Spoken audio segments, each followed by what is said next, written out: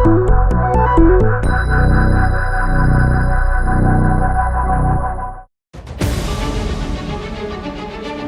following program is suitable for general audience of any age.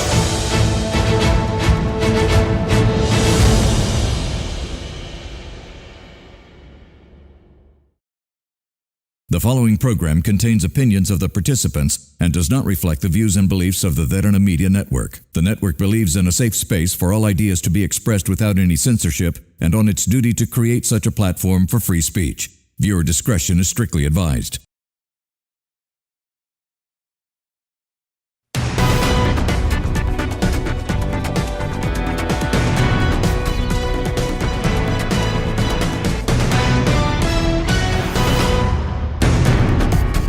Good evening and welcome to another episode of TPS, the Public Square, where we discuss about the most relevant and pressing conversations that shape the political landscape of Sri Lanka. And today's topic is something relevant and something that we have been witnessing throughout the couple of last weeks, and that is about the post-situation from Cyclone Ditwa, because we see that we all as Sri Lankans have faced a critical situation where 22 districts out of the 25 have been affected.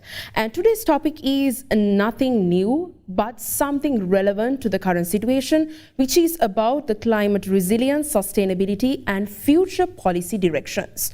So to discuss about this topic, I have two gentlemen over here. Towards my left, I have Mr. Akalanka Senasinghe, representing the National People's Power. Welcome you to today's program. Also towards my right, I have Dr. Mahim Mendes, representing the Samagi Jana Balawegaya. Welcome you as well. All right, gentlemen. So now, given the context, I believe you all are in the situation and you witnessed and you are in the process of making sure that the futuristic aspect is woven together as well. So let me direct first to you. When it comes to the current situation, what do you think is the most crucial thing? Now we do understand there are mechanisms and there are certain reforms and everything's coming into the play. But then again, as the NPP government, what is the most important thing that you have identified in the post-recovery situation from Cyclone Ditwa? Yeah, now the thing is, now there's a clear law that we have to follow to control such kind of disaster.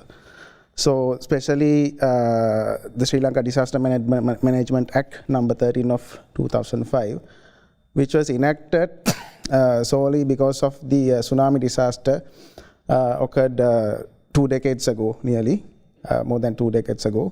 So as a result of tsunami disaster, the then government decided to enact this particular legislation. Yeah, and if in line with your question, yes, now as you can see,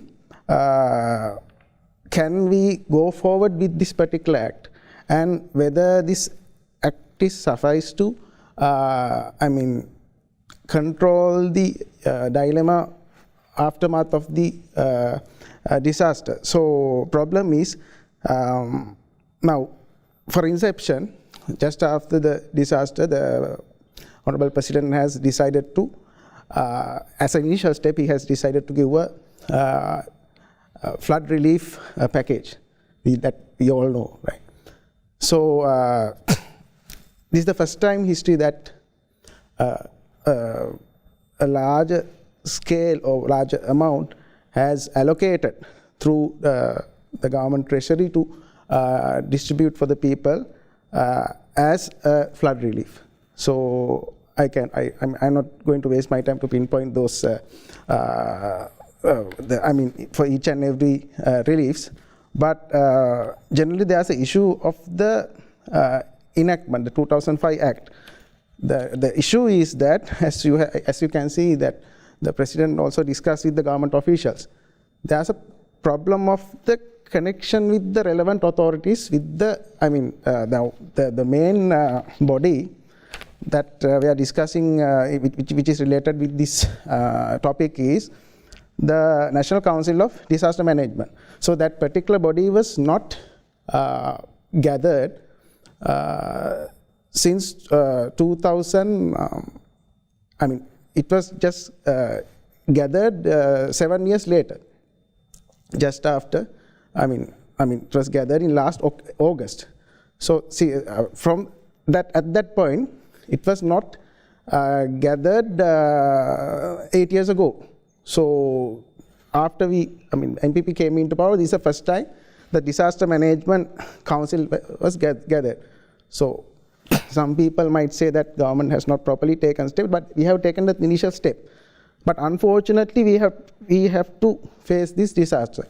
The problem is, although the law is there, this particular act is not integrated with relevant authorities such as RDA and Health Ministry, and there are other necessary institutions as well. So I can't see a proper integration with this act. So we are looking forward to that as well, to enact a new act. So other than that, we are working, we are going forward with the reliefs that we are going to provide to the people. Yeah, getting to that actually. Now, when it comes to your response, there has been a gap. So I want to ask from you, Doctor, now, do you think, now let's keep the party politics aside because this is a common situation for Sri Lanka. Do you agree with all the steps that the government is taking towards the recovery, the resilience, getting back into a strong country, whatever the propositions that the President gave about as well? I do not want to sound self-righteous and enter into a blame game. This is a national crisis that the opposition and the government should collectively address. Now, I will be failing in my obligation towards the people if I say that the government on behalf of the state, when I say that, I'm not blaming the NPP government. The government on behalf of the state and its infrastructure had not been fair by the people. That includes however much we are thankful for the people in authority, the meteorological department and various other disaster management authority, it is nothing but right that they at least learn a lesson from what has happened, because this is not the first time disasters have occurred, unprecedented crisis, and they need to act firmly, decisively, and in a timely manner. Now, we can say we cannot be blaming the President for the actions he's taking now. He's taking actions now, but very clearly, in line with the legislation provides space for the authorities to take into consideration whatever the warnings that were given and to act swiftly and in a decisive manner in communicating the disaster to the people and also preparing the government machinery for timely evacuation. Now, when the leader of the opposition, Mr. Sajith Premadasa, talked about the need, that there was a need very clearly for an emergency to be declared, well, that is not Mr. Sajith Premadasa's wishful thinking. That is already there in the legislation that this gentleman referred to. And it is an enabler. Enable the authorities to take measures, extraordinary measures are needed in order to ensure that the people are moved into the right locations. It is a situation where you take into consideration, not in the aftermath of the disaster, but in line with the warnings that were given nearly 2 weeks before the disaster, regionally and internationally, to take measures. And those obviously have a lot of, spaces where we need to be careful about. We cannot afford to make another mistake. Yes, Dr. Mahim, I'm going to stop you from there because we need to go for a short commercial break. Yes, We do understand that perspective as well. There are two different perspectives. So there's a perspective of how the disaster management was having a gap of in terms of reaction, and also how there might have been concerns in taking proper actions with regards to the certain evacuation announcements and whatsoever. So let's discuss deep into what the current situation is and what is the future plans in terms of recovering Sri Lanka. So before that, let's go in for a short commercial break. This is The Public Square.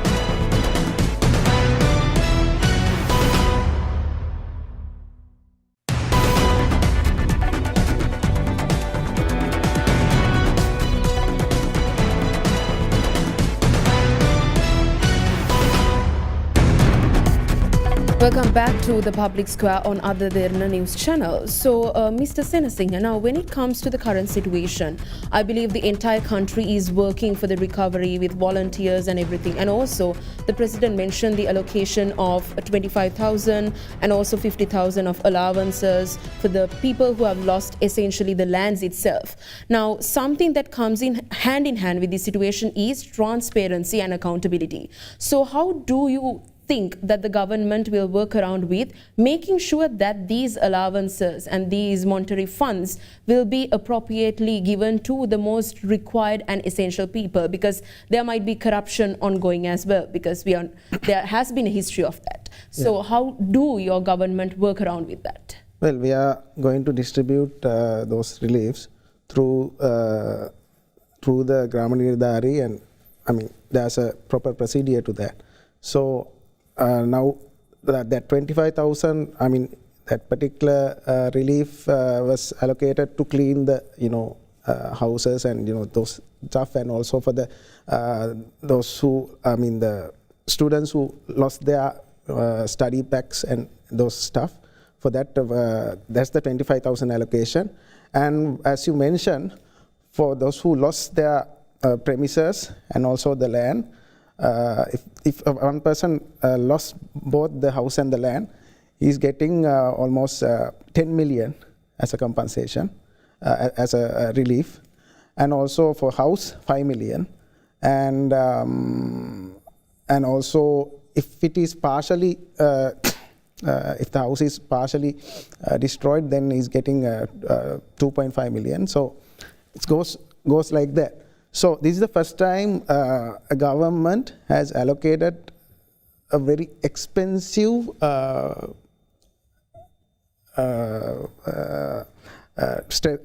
flood relief package. This is the first time in history. And also we have taken step, I mean from yesterday the government has taken steps to distribute that 25,000 relief for the students, those who lost their study bags, and also for the other affected people who have to, clean their houses and for those issues. And as soon as possible, we are hoping to cover up those, those who display, the problems of the people those who displaced, and also who lost their houses, and also those who lost their business premises, vehicles, etc., etc. So we are not taking, longer period of time. As soon as possible, we are going to solve those issues, because it's very difficult to get over from a kind of this kind of disaster, because it's not just a flooding, it's a drought. It's a very, heavy nature of disaster. So anyway, this is the way we are approaching. All right. So with that, I want to ask from you now, with the current situation, since we are looking to the futuristic aspect of bringing about the resilience of the country. Now, we see countries like India and then UAE, also China, and all these countries are coming together in terms of supporting Sri Lanka to recover. So do you think this as a positive sentiment in the futuristic aspect, where we can actually have this partnership and make sure that the country is utilizing all these fundings for a proper recovery? It is not anything extraordinary that the government right now gets whatever assistance that they get. And we have always maintained very good relations in post-independence Sri Lanka. But the thing is, whatever lessons that they offer from their own situation, and whatever lessons that we should have absorbed into our own system, in meeting what we face wisely, with wisdom, is what is lacking. For instance, in the context of disaster governance system, when we talk about resilience, the people are resilient. The people, fortunately, have the courage to face, whether it be the tsunami, the COVID, they have faced all these crises, but institutionally, it is nothing but right that the government establishes the correct infrastructure, competent authorities, people, in order to face these situations wisely and provide the benchmarks needed in order to ensure that lives of the people will remain stable.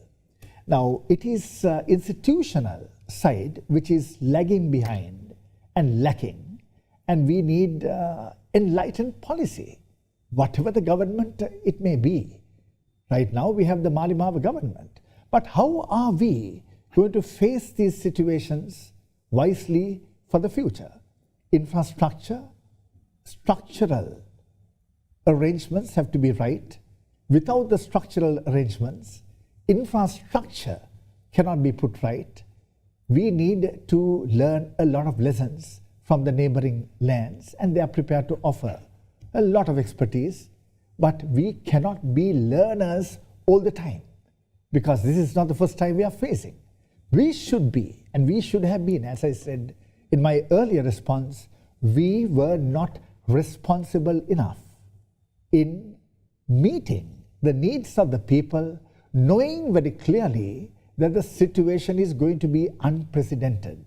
By 12th November, they warned regionally, internationally, the BBC, the international media warned us. But we were, as a government, as a people, the Sri Lanka Administrative Service of experts should have been more responsive, because we are dealing with our people. And this crisis proved beyond reasonable doubt that the state is not prepared. Whatever the government it may be, the state has failed the people. Yeah, so I actually wanted to ask a follow-up question from you, Mr. Senasinghe. Now, given that comment, now he says that all these news, BBC and every other media mentioned that there is a situation coming up like this. And now we face this situation as well. And now again, today in news, in BBC, they are mentioning from today till the 11th or 12th, there's going to be storms around Colombo. So is this something that you all are going to neglect, or is this something that you all are trying to work around with the lessons that you learned with the current situation or the post-cyclone Ditwa?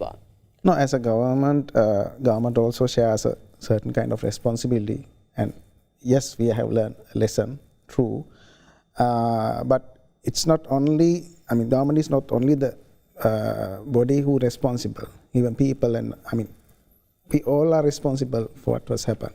So, yes, I mean, and also we have not got a proper warning about this incident.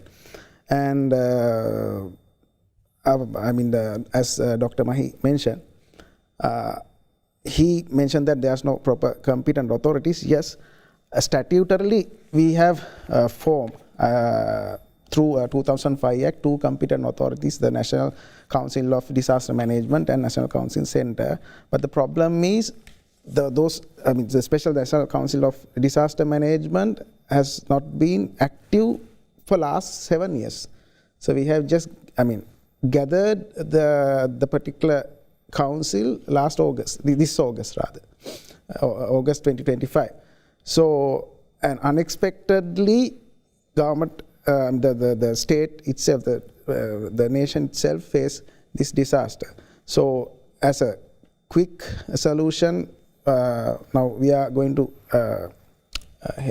help the people to rebuild their houses, and also, as a government, we are trying to reopen the schools as well, and try to put them back to their normal life. So we are working on that. Also, we are getting aids from the we are getting foreign aids through leading economies such as China, India, and USA.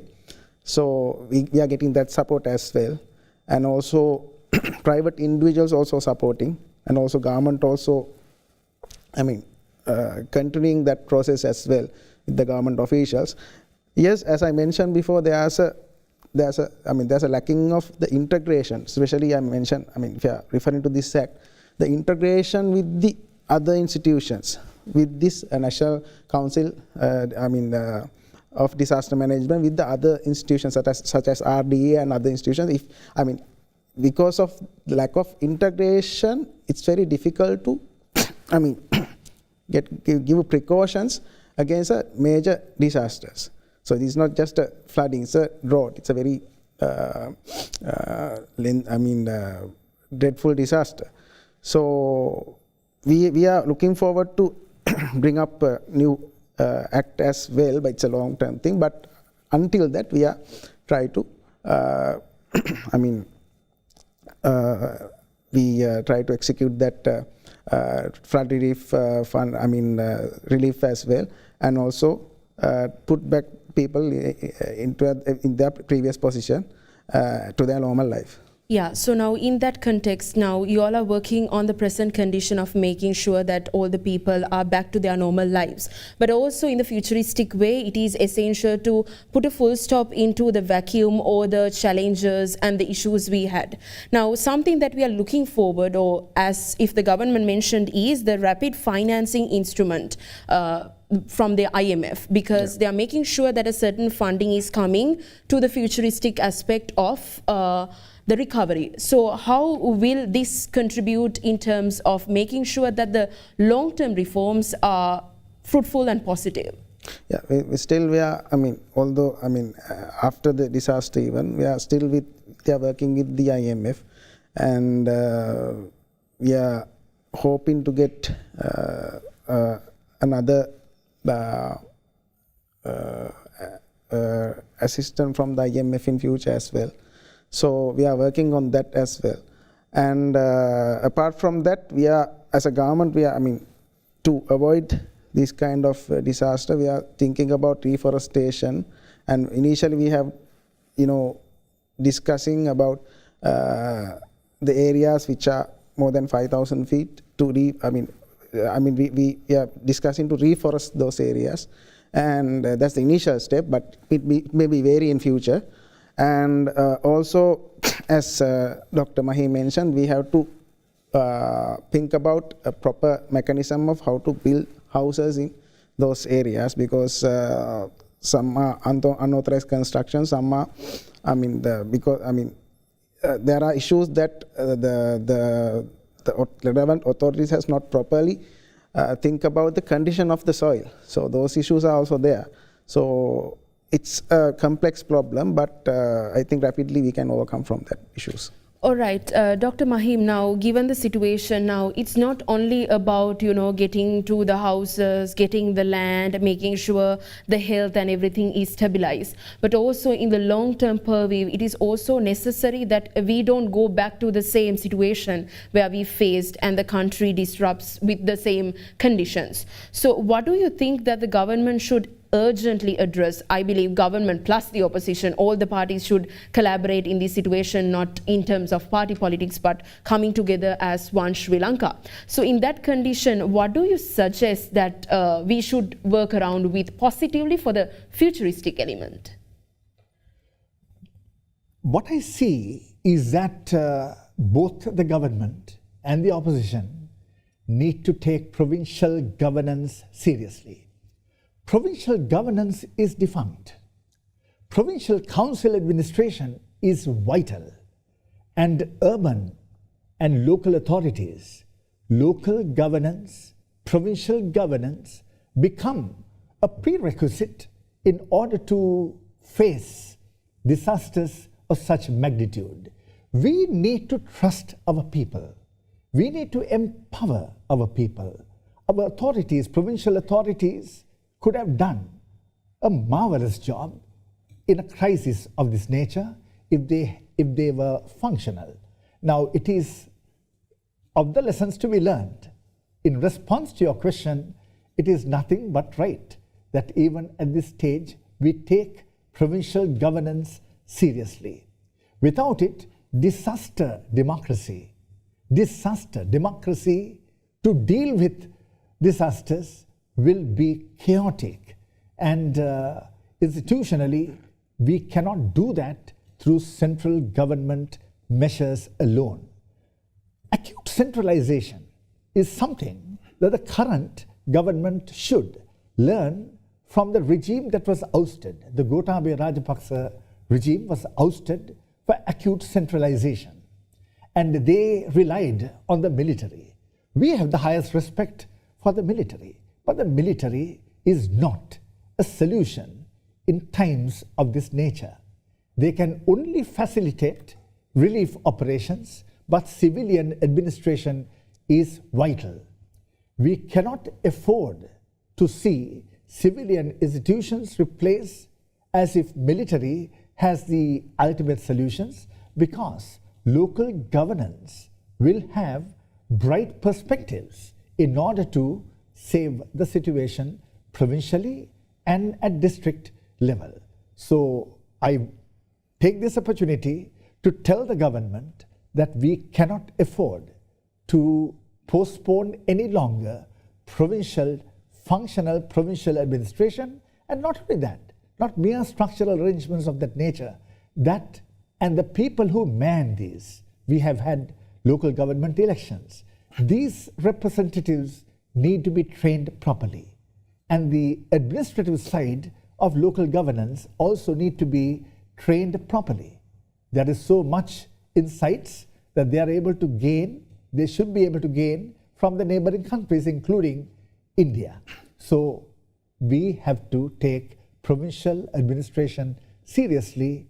Without it, the central government will not be able to perform this effectively, even with regard to grassroots level, what we call the BIM Mattama. We will not be able to eliminate corruption and all that, because the local authorities need to be responsible to the people, and they know the people and the problems that they face. All right, I think that was a perspective with regards to thinking through in a futuristic element as well, how important it is for the provincial governments to also get involved in the situation of making sure these kind of situations don't arise in the upcoming future. So let's go in for a short commercial break before we get into the last segment of making sure what are the positivities of the futuristic element. This is the Public Square.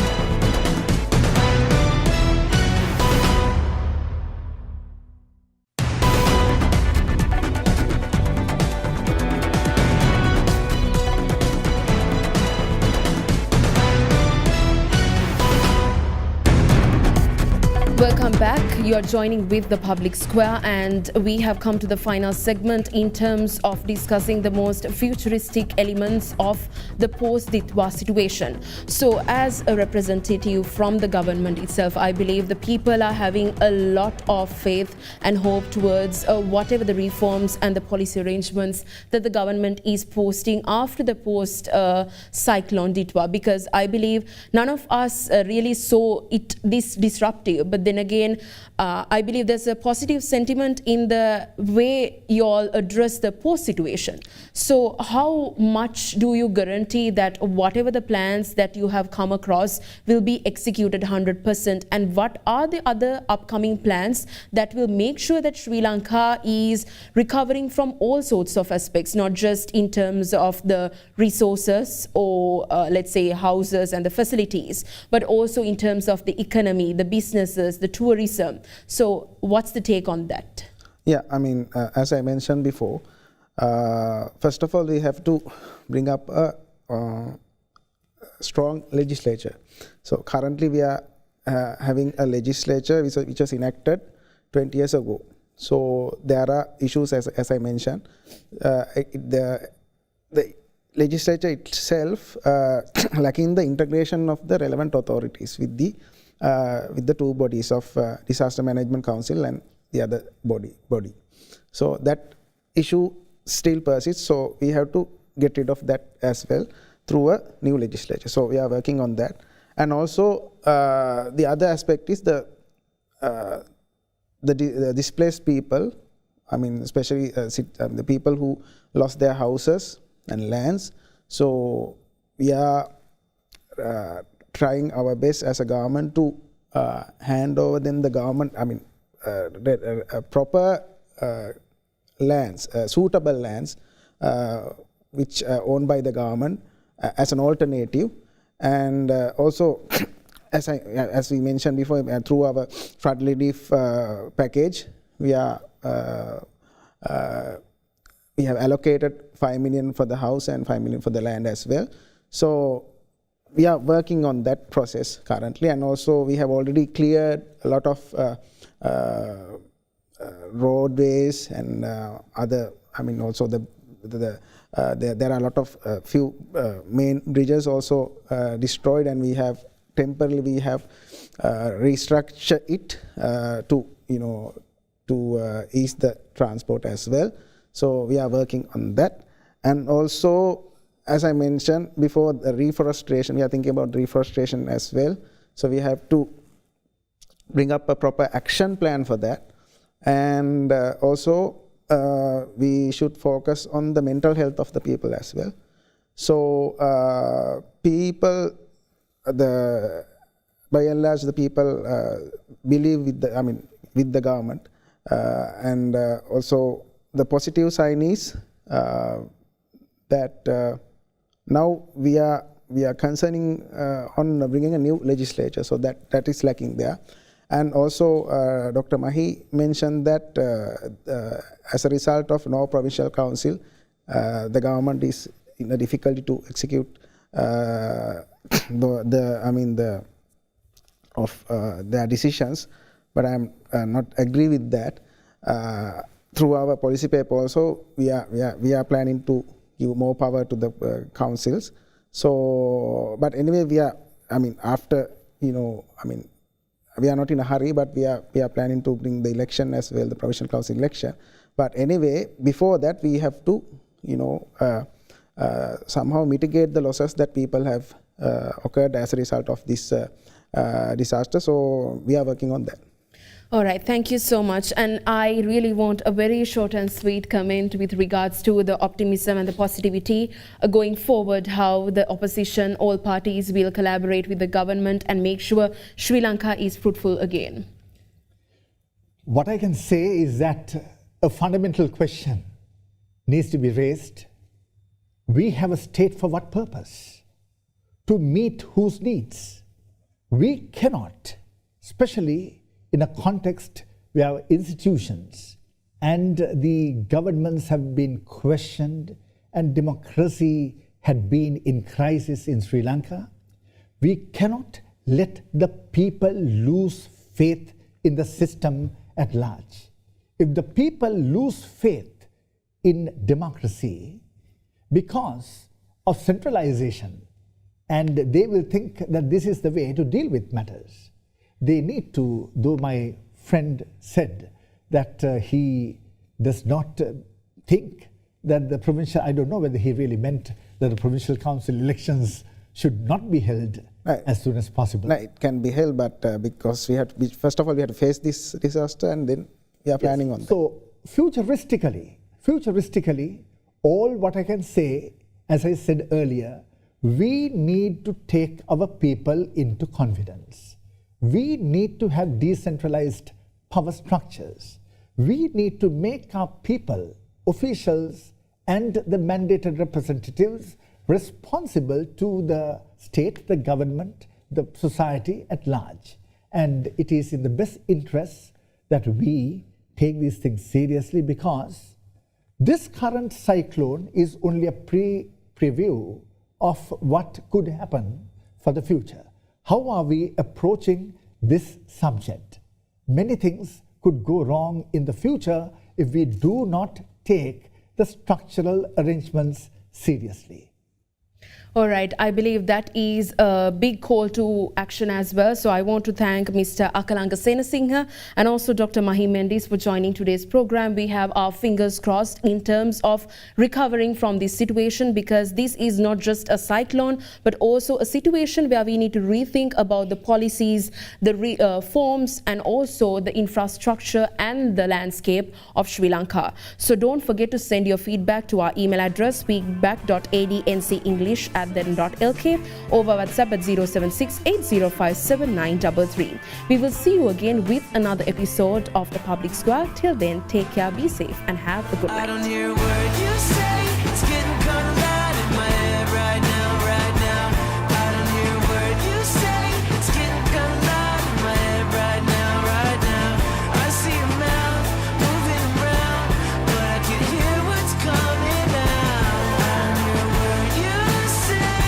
I turn you down.